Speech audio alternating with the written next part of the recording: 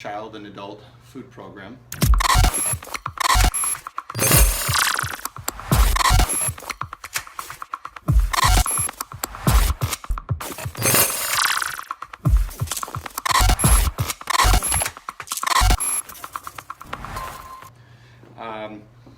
And then there's a little civil rights piece at the end of this as well. So this is all about our nutrition program, our breakfast, lunch, and snack that we serve all of our kiddos. One of the biggest things, or the first things, when it comes to our food program is hand washing, of course. And so it's not only a licensing requirement that a child and staff wash their hands immediately when they enter into the classroom. For the meal aspect, it's also a requirement for the CACFP program. That is something that I've seen classrooms at times be really good at, reminding parents, and parents are on board, and then sometimes we slough off a little bit, and that's when you see the parents coming in with their little towel, they're, breakfast time, and they stick them, boom, right in the chair, right? Happens a lot, too much. So collectively, we're gonna continue to try to educate our parents on that. We'll do that by, we'll do a little video and throw that on Facebook for our parents beginning of the school. We'll do a poster, on a sheet of paper. We put it up there. Please have wash your child's hands immediately when they enter the classroom. We can send out an email, but ultimately we need you to be consistent on that, because if parents get bad at that, then it's harder for you to retrain them again, And so let's really work on getting them hand washing every time. You go to a district preschool, you drop them off or you take your child there, 100%. You have to go take them to the sink and wash their hands. So let's get parents doing that, coming in and doing that, because if it's at breakfast time, you can't stop what you're doing to go wash every kiddo's hands, because that 7:40 rush, it's just too much. So train parents to do that. And as the kids get older, they can do it themselves, of course. So parents, I'm really talking about toddlers and early preschool. The only exception that I can think of that offhand is, let's say you guys are out in the playground, parent comes through, obviously they're gonna take their kiddo and send them out to the playground. Yeah. They don't need to wash their hands to go play with dirt. So, this is, be aware, know your kids. Every good teacher, every good classroom knows your kids. And on that note, I would say look for hungry kids, okay? Look for hungry kids. So be in touch with your kids on how well they eat. If you start seeing signs that, hey, this kid was eating fast, he's gorging, kind of storing food in his cheeks, that would be a sign that you might have a really hungry kid where, our breakfast and lunch are the two biggest meals they get of the day, okay? So that then, and if you have questions, concerns, you need to make sure you're having good dialogue with parents. Tell us about your eating habits at home. What does he like to eat at home?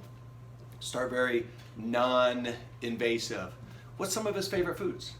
What do you like to cook? What does he always ask for seconds of? And then you can get into things like, do you guys usually sit at the table or sit at the couch? I mean, how does he do, what does that look like at home? And all of this is in the name of, because we're trying to make sure we're meeting his needs here, and maybe we're transitioning, or we're doing something, or you're doing something that's working at home with him. And this is probably a conversation because maybe he's not willing to try different foods or this and that, right? A picky eater. So it's really important to have that conversation with parents. And part of the civil rights training, which will be kind of inserted throughout this, is understanding different cultures, different ethnicities, different types of foods.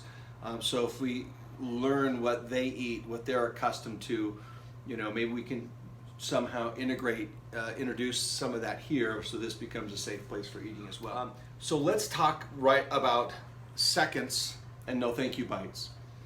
How many of you know the policy about seconds? Is it you? Here's the thing, we don't have a policy on seconds. Yeah, because we don't As have long to as say they it. Who knows a first, policy they about don't thank you say bites? yes. Right, we don't have a policy on thank you bites. And here's why. Because a policy simply won't work on either one of those. And what I mean by that is they can only get seconds, no thirds, or they must take a thank you bite before they leave the table. Those are two of the most destructive and self-detonating policies that you could have in a classroom. The reality is this, the more time you spend in a classroom, the more months and years you have on you, you're going to be more effective communicator with kids. And the more you know how to promote our food program and healthy eating, you're going to be a lot, you're going to have more ability to require things like no thank you bites. Okay. Case in point, a brand new staff coming in, you say, hey, make sure they take a no thank you bite before they leave the table. That is going to be a fight and a struggle. Okay, so we've got to teach new staff and make sure we're on our A game when it comes to no thank you bites. So I've got some staff, they can get away with it. They can make every kid take a no thank you bite, unless they have a new child, hasn't transitioned, and have some major phobias. You know, the fruit phobia. Have you heard of that before? We had the biggest fruit phobia. When she'd hear the cart, she'd start to panic, and she'd see the fruit, and she would lose her mind. Okay? I don't care how good you are, that one's just completely off the charts, right?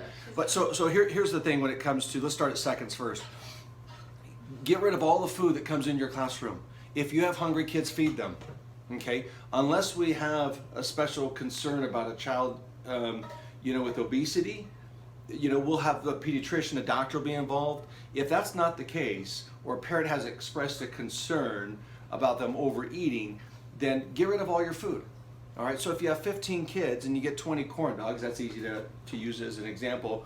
How many kids get seconds?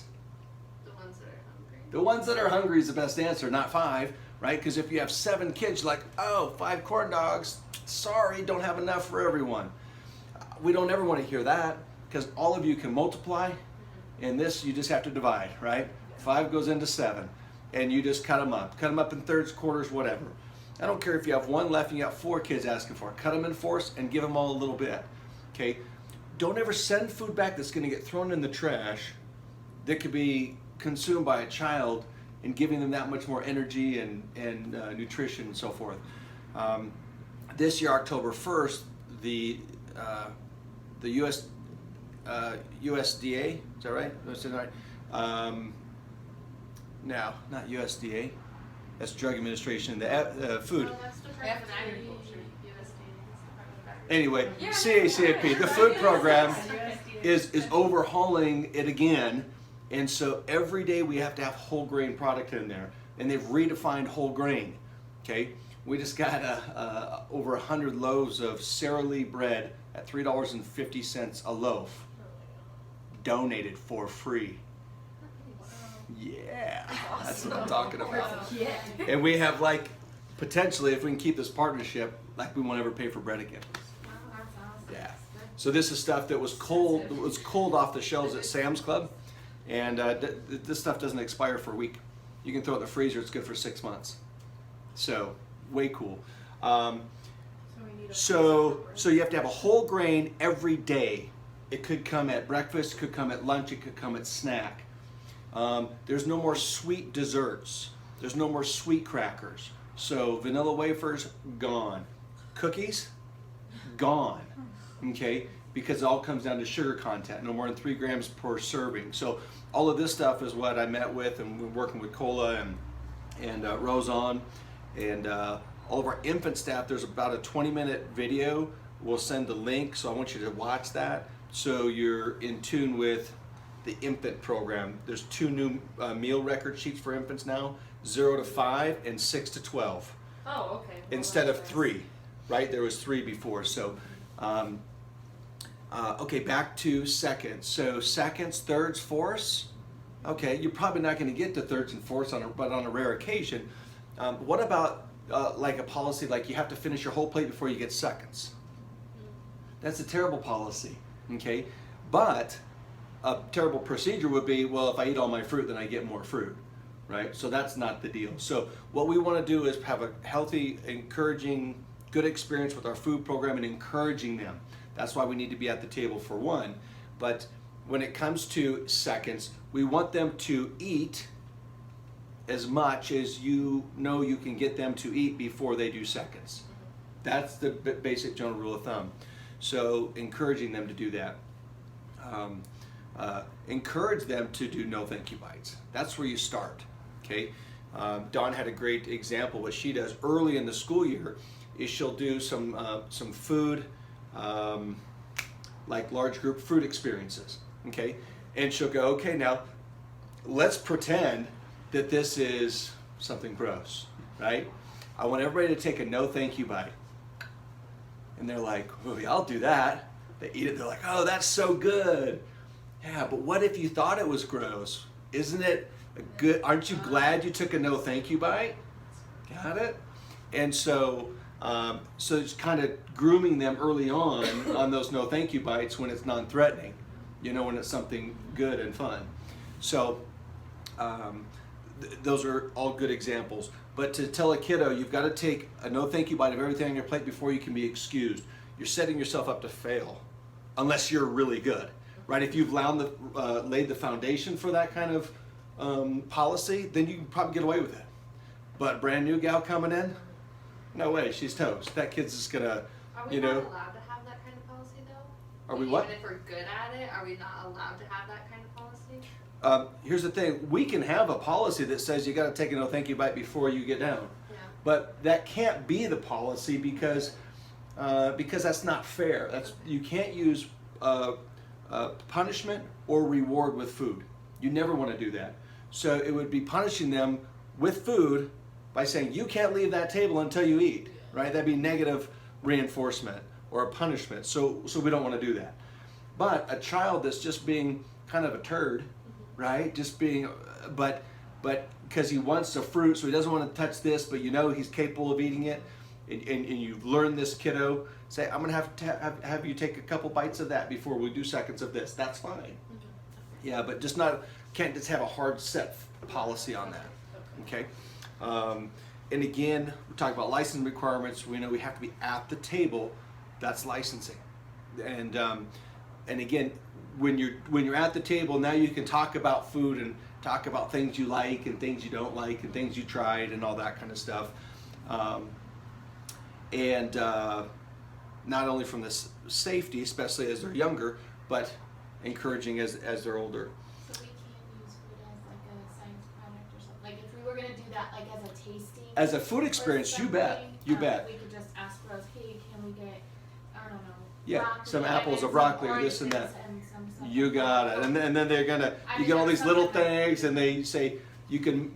How about you make a self-portrait with this food, and then you eat it, right? As a food experience, Okay, everybody eat your eyeballs, everybody eat your tongue, that kind of stuff, and make it fun. Upstairs over there, there's the books, the Food Friends program that we have is upstairs. I saw the books yesterday. Let's an example of what not to do. Let's say Johnny's knocked over a bunch of blocks, or he went and dumped buckets as everybody's cleaning up. So what someone might think is, well, when those blocks are picked up, you can join us for lunch. Can't do that. Why? What if he doesn't pick up the blocks? And then withholding food, we can't do. If you're going to stay true to what the demand, the requirement, that forces you to withhold food. So we never withhold food for behavior, for any reason we withhold food, which is different than if Johnny's sitting at the table for half an hour. I'm not hungry, right? Now it's 12:30, and okay, guys, everybody go ahead, we're done. Lunchtime. He's like, no, I'm hungry, I want to eat now. That's different, okay? So he chose not to eat. You weren't withholding anything. His plate can go in the tub. Now, if you have a kiddo like that, and you will, and you probably already have, then you just need to work on getting ahead of that a little bit, and and then with reminders, hey, we've got 10 more minutes, and then all the food's going to be gone, so eat as much as you like, but in 10 minutes lunch will be over. Hey, just 5 more minutes, Johnny. 2 more minutes, buddy, and we're going to have to take your plate and put it away because it's time for nap, whatever it might be. So, yeah, coaching on that is great. Meal time frames. So breakfast is going to roll in about 7:30. We want to make sure breakfast is in that room by no later than 7:40, but 7:30, 7:35 probably should be an adequate time. As your lunch numbers grow, where they might in the school year, make sure you're communicating with the cook and saying, hey, could we get this a little bit earlier, or send me out first? You know, during the school year, we're going to have school agers getting their breakfast first. They're going to have them getting their lunch first, you know, at 12 o'clock, because we got kindergartners we got to get going and stuff like that. So just be aware of that. So mealtime starts breakfast 7:30 to 8.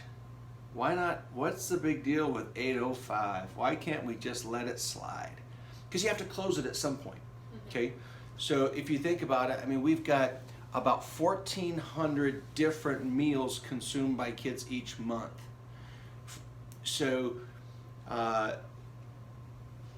we've got a lot of parents trained on what time to bring them for breakfast. And if you let that slide past 8 o'clock, you're setting yourself up for a fight, because now they're like, hey, I was here at 8:05. I've been eating at 8:05 for 3 weeks. What do you mean it's 8 o'clock and he can't eat?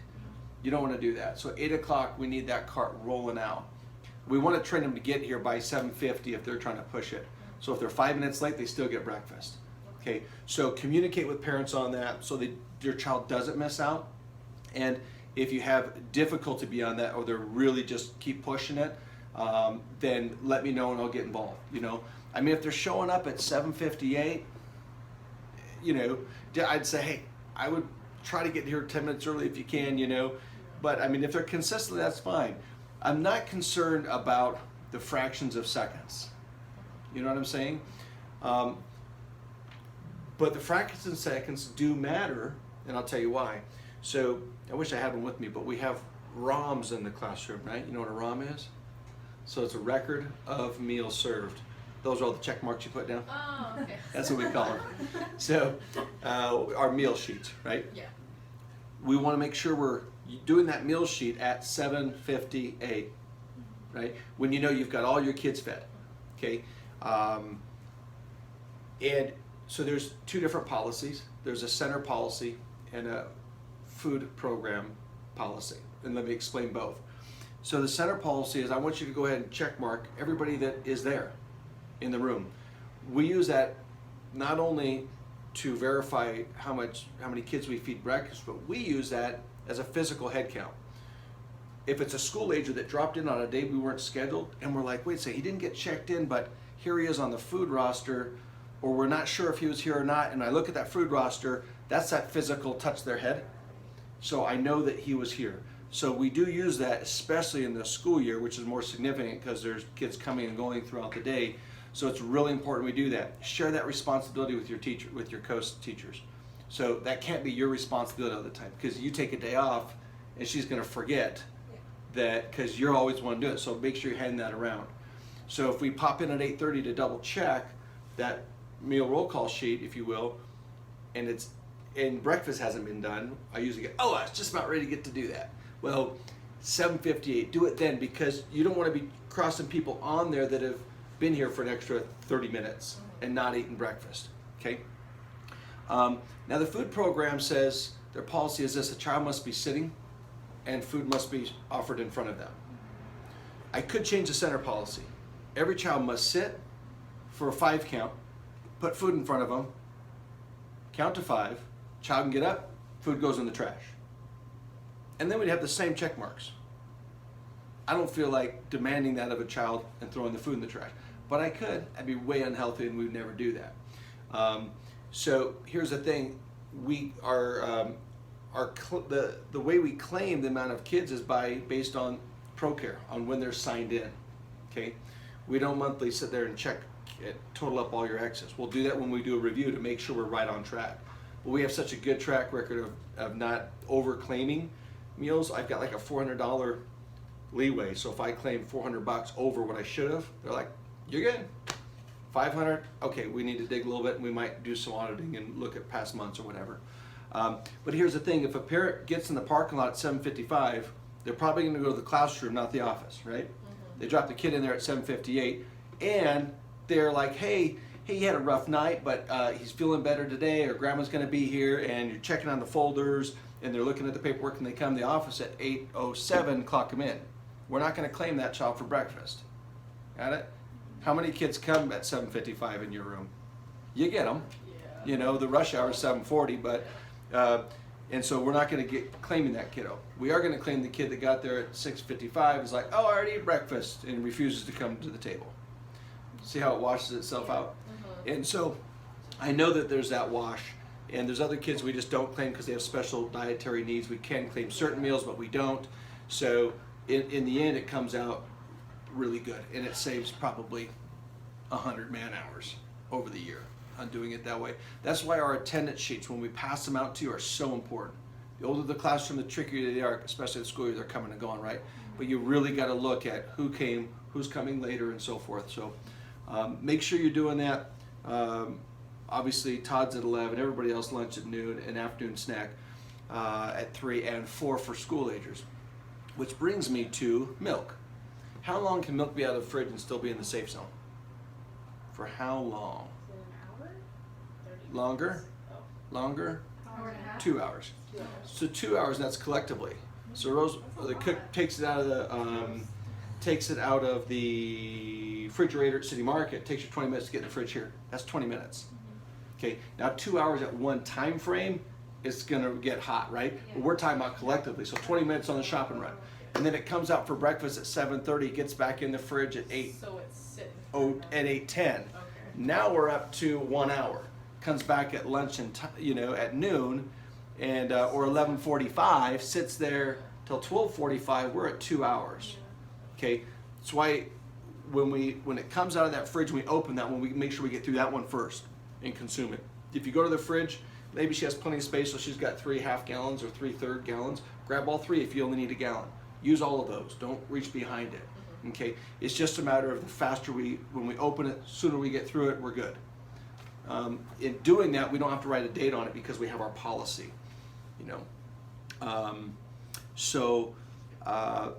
one of those times, so if you ever push a cart back with milk on it, make sure it goes right back into the fridge.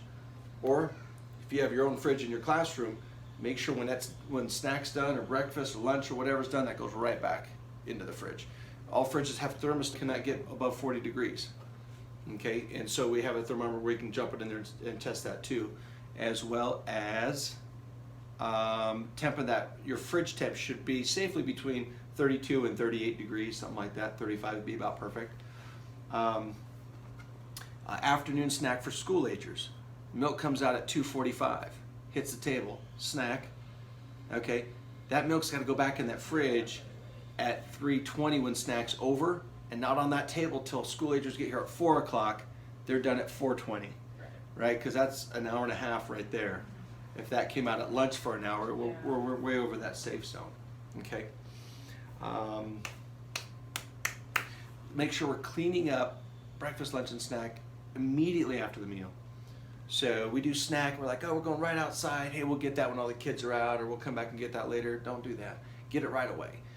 Because parents are going to be tracking through, and they're going to be stepping on that and scattering it. It looks bad. It's not sanitary. It's harder to clean up later. And make sure we're doing a good job on our tables and our chairs and our hands after every meal. And then, of course, let's make sure we're soft scrubbing those once a week as well. What else we got here? So, how many ounces of milk does a 3-year-old have to drink at lunch? 8. No? No. You're supposed to have a cup, isn't it? 3. No. No, it's not 6 because the cup's only. It's 6 ounces, and that cup's only 6 ounces. So do you pour it to the brim? No, No way, not unless you, yeah. So it's 'cause Came out of a Colorado pot shop. Hopefully you didn't do that before you came to work. So you're never going to pour a 6-ounce glass to 6 Right. ounces, okay? But if you're pouring for kids, the entire amount has to be presented to them, okay? So here's what you do. Now in Todd's an early preschool, Todd's getting sippy cups, and they are filled that whole amount, which I think is 4 ounces. But like a 3-year-old would be 6. It could be 5 or 6, but you have the charts in your room.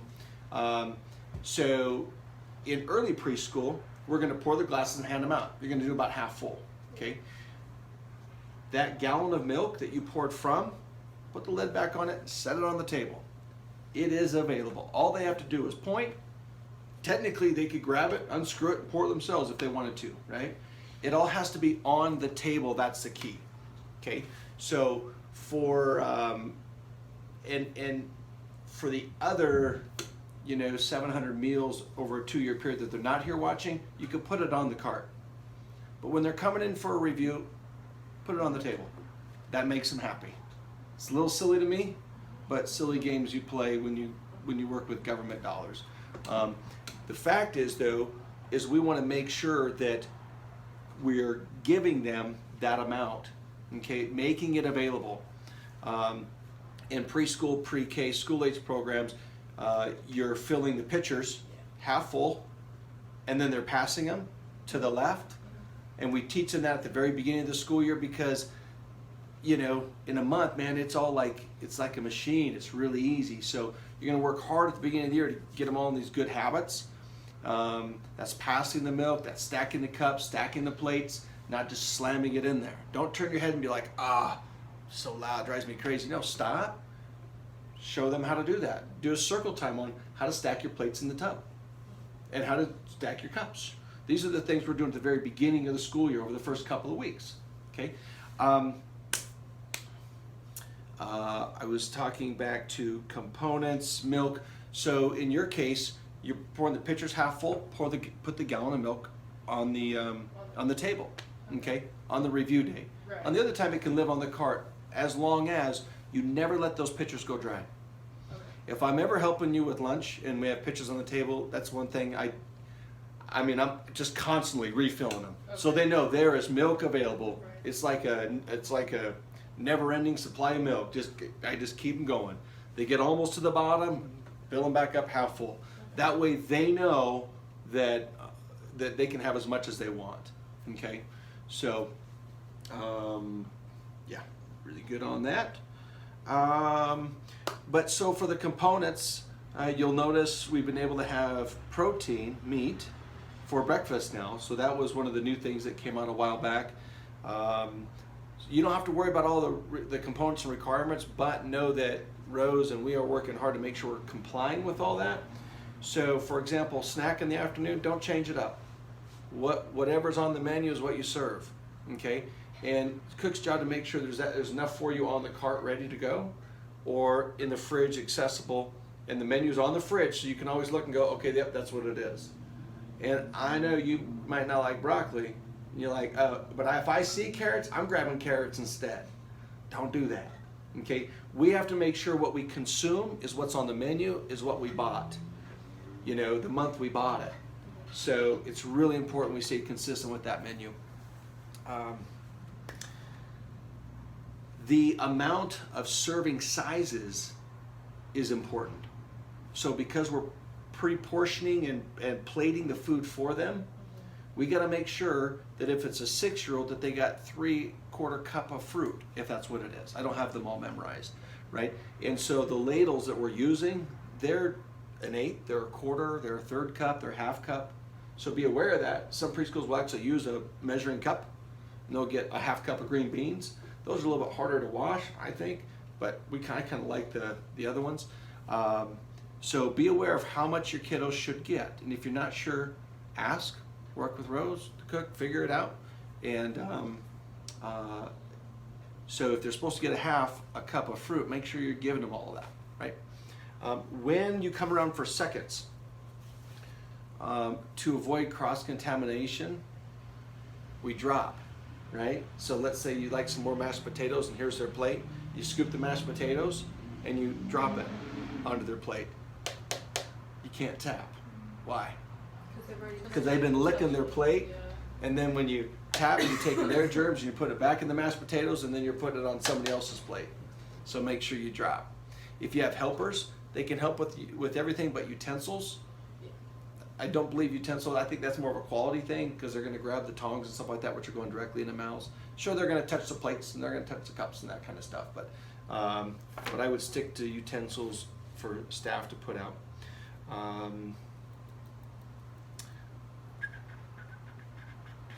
When doing dishes at the end of the day,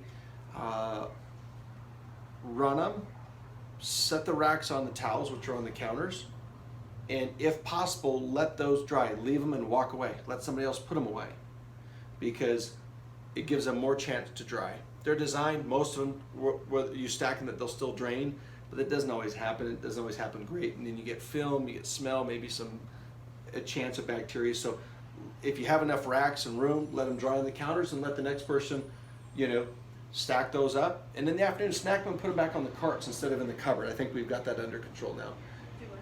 When you stack the dishes up at the end of the night, instead of stacking them and put them back on the shelves, stack them and load them from the carts so the carts are ready to go in the morning. There's no sense for them going from the racks to a cupboard, and then in the morning someone grabs them from the cupboard and puts them on the cart. This will eliminate that step. Just load them right back on the carts. Questions on the food program? I have a question. Yeah. So are we not allowed to do cupcakes and stuff at all? Like if No, you can do cupcakes. Yeah. Can you do cupcakes for snack? Because Haley's mom. Can you? Just cupcakes? Like can we tell Good her- question. You can do cupcakes for snack. You cannot do just cupcakes for snack. So, So- have to include whatever else was for snack that day too? Yeah. Like the Yeah. broccoli So you can do broccoli Right. and apple slices and cupcakes Okay. after. You can do that. Okay. Or you can do cupcakes, after snack would be good, because usually cupcakes are at the end of the day. Right. Sugar them up, send them home, Yeah. right? Unless it's just a preschool, party, then you're going to do it in the morning, which is fine, because we don't claim that. If you have to have a food thing at 10 o'clock, we're not going to claim that as any kind of a meal or ask for reimbursement. So you can. Make sure we're looking at the labels on anything a parent brings in, cookies, cupcakes, because it might say does not contain nuts, and on the back it says, good. On the back it says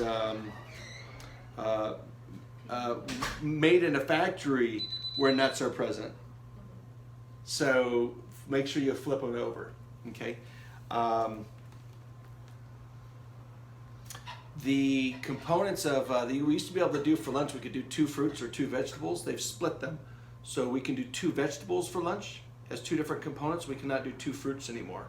So you won't see apple and orange for lunch. You'd see apple and broccoli. Okay. You can do 2 vegetables at snack or at lunch, just not 2 fruits. If we're doing 2 items like apples and carrots for snack, and we're doing water, you're going to see cups come out. And if you're older and you're outside, you're going to see pitchers come out, okay? And those are going to get washed. So we're not going to do paper cups. That's a situation where we're low staff or something like that, or we're traveling or whatever. But we're going to do cups for water, because it doesn't promote healthy eating, conversation, family style feeling at the table if a kid's getting up to hit the drinking fountain every time they're thirsty, okay? And so make sure that you're aware of that. Cups for water coming out. That's why we have a really fancy, awesome dishwasher. So we used to have 2 old school dishwashers in Fruita years ago, and they would run from 8 in the morning till 6 at night constantly. And it was a disaster. It was horrible. So make sure we're doing that. So when we talk about civil rights, here's what that comes down to: non-discrimination and an inclusive program when it comes to food. So at the school district level, it's important that they educate their families about the CACFP program and the opportunity to qualify for free and reduced meals. Because if your household income is under a threshold, which changes every year, then you fall in that free and reduced category. I need somebody down on nappers like now in my room. I've got Thanks, down on Shel. nappers No and problem. not You enough got it. people I'm on- going. on You got it. kids. And I need There's somebody only in one the office to early help her, preschool. like immediately, because I can't step out. Got it. All right, so Debbie will go down. Everybody else is good. We're going to continue. Yeah, Tanya's over there by herself. Yeah, so we'll let's go ahead and break. Good call. Marcus 'Cause- was painting in there, so hopefully he got all the paint out. Yeah. So why don't we adjourn, and then so we have I'm glad Kim came up and said that. So we'll adjourn. We'll pick this